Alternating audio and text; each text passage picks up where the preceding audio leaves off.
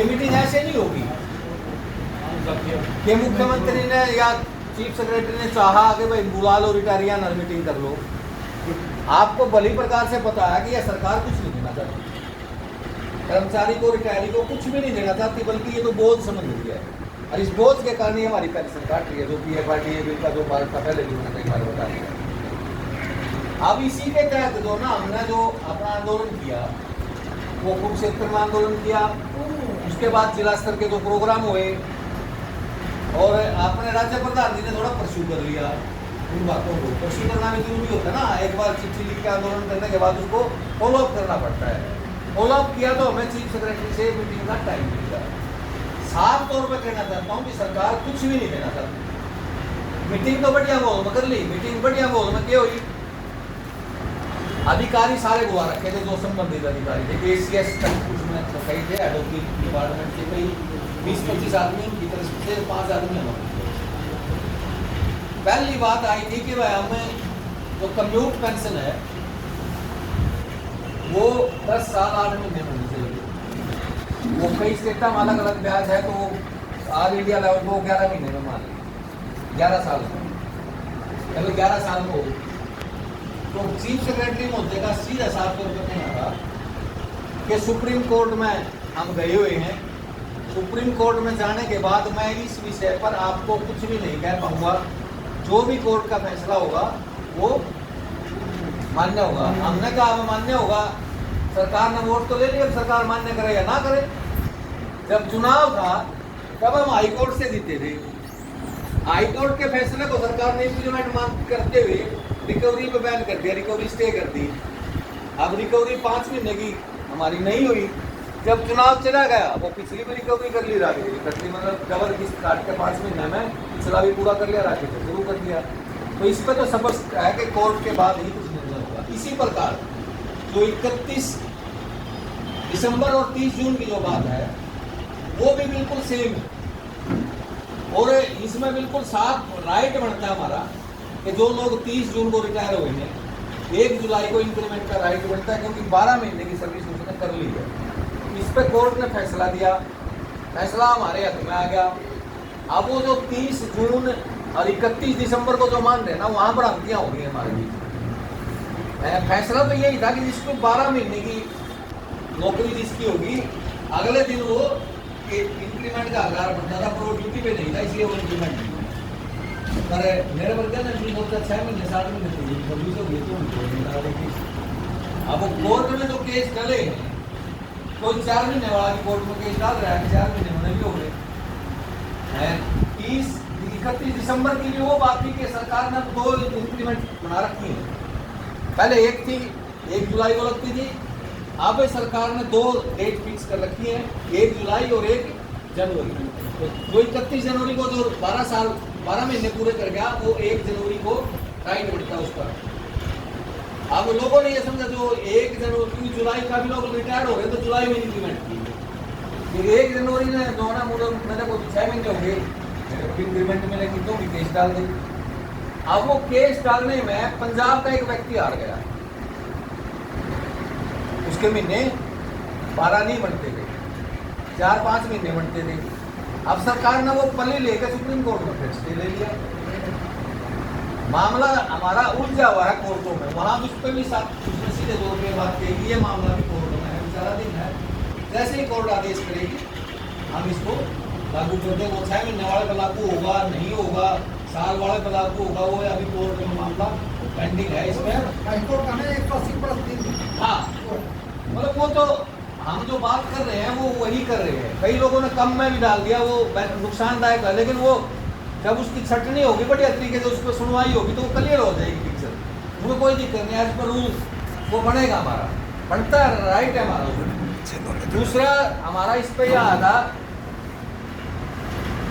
Commutation ना, जो pension की जो बढ़ोतरी है, पेंशन की बढ़ोतरी पर हमने कहा कि भाई 65, 70, 75 और 80 में जब आप देते हो 20%, तो इसको बाइफरकेट कर दो। हर 5 साल बाद 5% की बढ़ोतरी हमने दे दो, क्योंकि काफ़ी सारे लोगों की जो ना एज लाइफ वाला, अब तो एज बहुत हो गई है, बड़े संसाधन हो गए हैं, एज खूब है लोगों की, आप बढ़ोतरी क्यों मांग रहे हो? हाँ, 2 सरकारें दे रही है, आपको क्या दिक्कत है? हमारे दोनों पड़ोसी राज्य हैं। हिमाचल हमारा पड़ोसी राज्य है। हिमाचल में 70 साल के बाद 5% की बढ़ोतरी है। मगर हम हिमाचल से प्रति व्यक्ति आमदनी में ज़्यादा है, हमें 65 में 5 दे दो और 80 तक 20 दे रहे हो आप, इस प्रकार दो। और राजस्थान में तो और भी बढ़िया कर रखा हुआ है, हमारा पड़ोसी राज्य सीमा का सीमा लगती है। राजस्थान सरकार हर साल 1% की बढ़ोतरी, जैसे इंक्रीमेंट लगी है। सबसे बेस्ट तरीका राजस्थान सरकार का है कि हर साल कम से कम यूँ तो हमें इंक्रीमेंट लगेगी भाई है। वो जैसे सर्विस के दौरान लगती थी पद है, वो 1% लगे। हमने ये कहा, उस पर कहा कि हम इस पर विचार करें। विचार करने का मतलब अभी तो कुछ करना नहीं, ज़्यादा सा प्रेशर आ गया फिर उस पर कार्रवाई चल जाएगी। पेंशन वाला मैं मुद्दे पर जो हमारी थी कि काफ़ी सारी जो हमारी विधवाएं फैमिली पेंशन ले रही थी और वो बुढ़ापा पेंशन भी ले रही थी, उनकी रिकवरी हुई है ब्याज समेत काफ़ी। तो उस पर फिर वो बैठे थे वहाँ समाज कल्याण विभाग के अधिकारी, उसने कहा, अनुपमा, उसने कहा कि हम 3 लाख तक जिसकी मासिक, जिसकी साल एनुअल इनकम है, उसकी पत्नी या उसका पति वो बुढ़ापा पेंशन प्राप्त कर सकता है। हमने कहा कि ये सीमा अब 3 लाख की बजाय 5 लाख। अब हमारी नई मांग बढ़ गई 3 लाख तक का। काफी साथियों को हमें भी नहीं पता था, उमड़ की 5 लाख की, हमने इसको 5 लाख किया जाए। 3 लाख तक अगर किसी की मासिक पेंशन है तो वो ले सकते हैं। चुपचाप बीच में बोलते रहो, चाय लेते रहो। Thank you. और 100 साल में केवल 2% लोग हैं। 2% में हमें सरकार हर साल 25% बजट खर्च करती है। सरकार का निर्णय है कि हर साल 25% को देगी। आप तो 2% में कटो। साथ ही आज 2 साल में आपने 10% दे दी, देनी चाहिए थी 50% से। उससे अगले साल फिर थोड़ा ज्यादा का नंबर आ जाता है। तो हमने कहा इस बीच में कोई आदमी एक्सपायर हो जाता है तो उसको पेनल्टी फिर पता क्या क्या आप यूँ बताइए। आपने पिछली बार तो 2 स्टेटों का एग्जाम्पल दे दिया, अब एक एग्जाम्पल दिए कि कौन से स्टेट में रिटायरिंग पॉलिसी मिलती है वो उसकी पत्नी या पति जो भी है नौकरी में नहीं था तो वो बुढ़ापा पेंशन ले सकता है। दोनों ले सकेंगे। पति नौकरी में होगा तो क्या वो जानकारी के तौर पर बताता हूँ। उस बात का तो मैं पहले से बताता कि हमारे मेडिकल तौर पर डिपेंडेंट कौन कौन है, कौन कौन है डिपेंडेंट? बिना शादी किया हुआ अविवाहित पुत्र या पुत्री, चाहे उसकी उम्र कितनी हो और वो नौकरी पे प्राइवेट या सरकारी ना हो, अपना उसकी कोई आमदनी का साधन ना हो, वो हमारे ऊपर डिपेंड है। इसी प्रकार फिर तलाकशुदा या विधवा पुत्री, उसकी भी कितनी उम्र हो, वो आश्रित हमारे ऊपर हो तो उसको भी हम मेडिकल रूप से अपना आश्रित ले सकते हैं। ये इसमें थोड़ा सा वो है, तो इसमें कहा कि तो में आप हमारा सहयोग कर दो, हम आप कैशलेस की कार्ड जारी कर दें। फिलहाल हमने ये कहा कि 5 लाख से ऊपर जो आपने कार्ड दे रखे हैं ये किसी हॉस्पिटल में नहीं चलते, इसको कोई नहीं चलाता। पैसे जमा कराओगे सरकार का सुविधा चल रही है, हम सरकारी हॉस्पिटलों को बढ़ावा देंगे, भर्ती करेंगे, ये बातें सारी काफी देर तक चली। मतलब वो मीनिंगलेस आपके बीच में नहीं है। वैसे चाहते तो हम भी हैं कि सरकारी हॉस्पिटलों का बढ़ावा मिले और सबका इलाज वहाँ फ्री हो, मुफ्त हो। अब इसके बाद एक जो मांग निकल के आई मुख्य तौर पर वो थी कि जो ड्राइंग टीचर और पीटीआई जो नौकरी से निकाल दिए थे, 10-10 साल से ऊपर की उनकी नौकरी हो चुकी थी, हमने कहा कि उन लोगों की ग्रेजुएटी और कम्यूटेशन बनता है, ग्रेजुएटी और लीव इनकैशमेंट वो बनता है। उसने पूछा वित्त विभाग से बड़ा नहीं बनता है तो दिया जाए। अब उनके ऊपर काम जारी होता है।